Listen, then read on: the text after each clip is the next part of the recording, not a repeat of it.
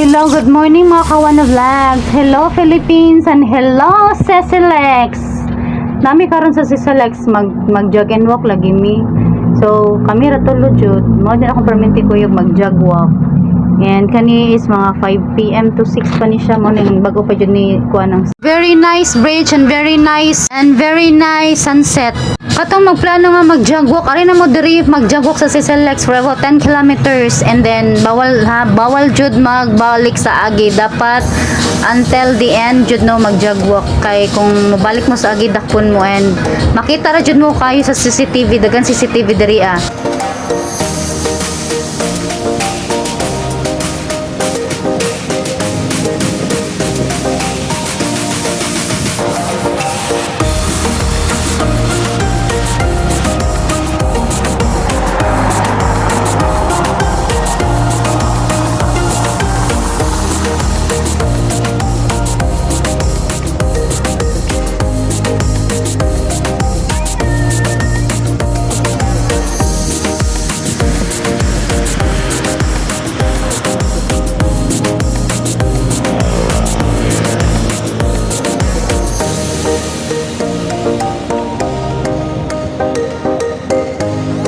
Diyon ako diring katawan ning bait kay ngano ang dinaganan porteng igata.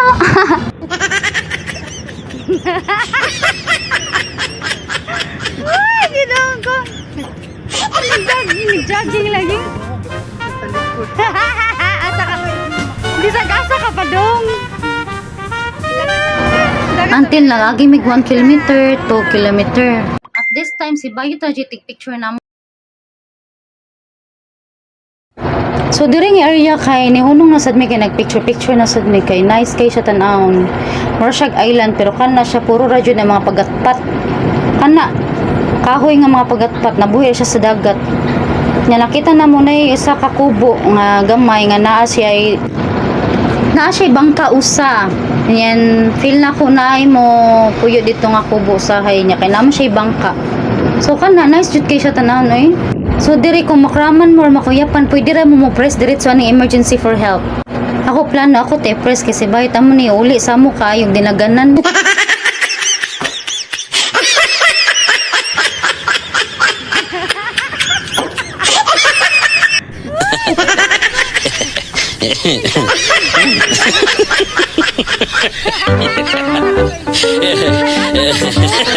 Og sa diyang nabot na yung may tulfi ba kanigid si bayit no jud di kalipit na warang naong ani niya kami parte nang ngisi siya murgalok dog kalibutan.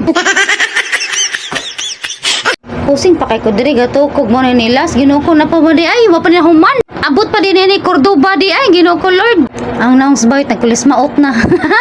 Na mo na bayot tagam ka kuyog makanamo.